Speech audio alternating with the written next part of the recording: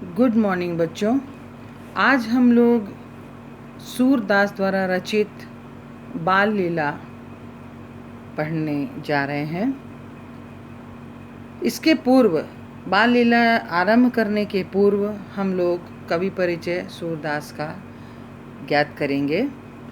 सूरदास जी भक्ति काल के सगुण भक्ति शाखा के कृष्ण काव्य धारा के कवि हैं। कृष्ण भक्त कवियों में इनका नाम सर्वोपरि है। कवि ने श्री कृष्ण का जो वात्सल्य वर्णन किया है वह संसार में अद्वितीय है।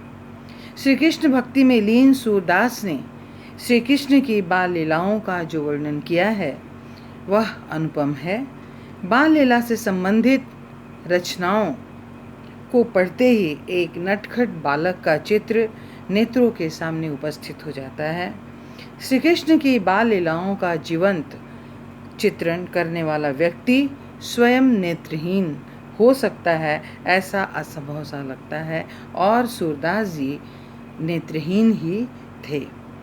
इसके आगे हम लोग बाल लीला वर्णन पढ़ने जा रहे हैं, पढ़ रहे हैं। देखिए, शोभित कर नवनीत लिए, घुटुर ने चलित रेणु तन मंडित, मुख दधि लेप किए, चारु कपोल लोल लोचन गोरोचन तिलक दिए, लट लट कनि मनु मत मधुपगन मादक मधु ही पिए, कठुला कंठ वज्र केहरी नख राजत रुचिर हिए, धन्य सूर ए कोपल ए सूर सुख का सत कल्प जिए।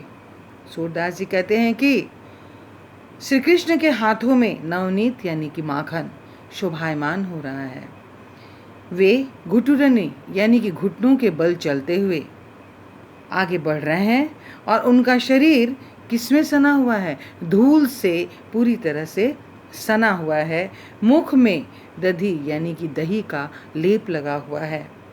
चारु कपोल, कपोल उनके इतने ही सुंदर हैं। लोल लोचन, उनकी आँखें अत्यंत चंचल हैं।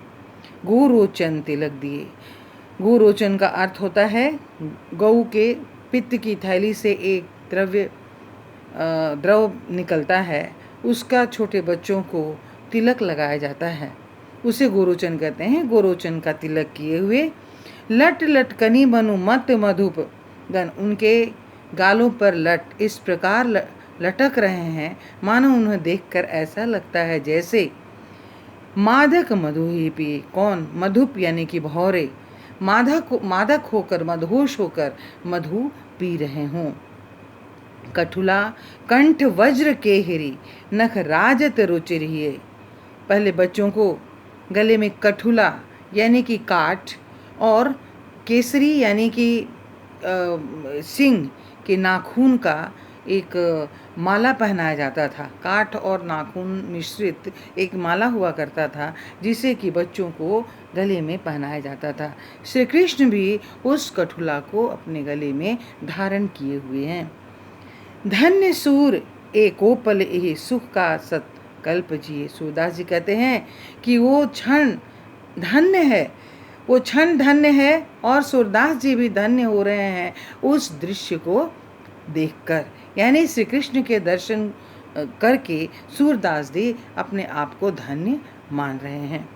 अगला परिच्छेद हम लोग पढ़ेंगे। क्या है? देखिए, कहन लागे मोहन मैया मैया। अब सूरदास जी, अब श्री कृष्ण छोटे से थोड़े से बड़े होते हैं और धीरे धीरे वो बोलना प्रारंभ करते हैं और कहते हैं, धीरे धीरे अपनी माता को मैया मैया कहकर पुकारना शुरू करते हैं। नंद बाबा को बाबा बाबा कहकर पुकारने लगते हैं। अरु हलधर सो भैया, हलधर यानी कि बलराम को भैया कहकर पुकारने लगते हैं। ऊंचे चढ़ी चढ़ी कहते जसोदा, ले ले नाम कन्हैया। यशोदा ऊंची ऊंचाई पर चढ़ चढ़ कर और कन्हैया को निहारती है, देखती है, और कन्हैया का नाम पुकारती चली जाती है और कहती है कि लला यानी बेटा, दूर खेलने के लिए मत जाना, नहीं तो किसी की गाय तुम्हें मार देगी। दूर खेलन जन जाऊं ललारे, मारेगी काहू की गैया। यानी किसी की गाय तुम्हें मार देगी। गोपी ग्वाल करत कौतूहल, घर घर बजती बधैया। यानी कि श्री कृष्ण की उपस्थिति में गोपियां ग्वाल बाल सभी कौतूहल यानी खुशियां मना रहे हैं, घर घर में बधाइयां बज रही हैं। सूरदास जी कहते हैं, प्रभु तुम्हारे दरस को चरणनी की बलि जइया। सूरदास जी कहते हैं कि आपके दर्शन के लिए मैं आपके चरणों पर बलिहारी हो जाता हूँ या बलिहारी हूँ। आज इतना ही बच्चों, धन्यवाद।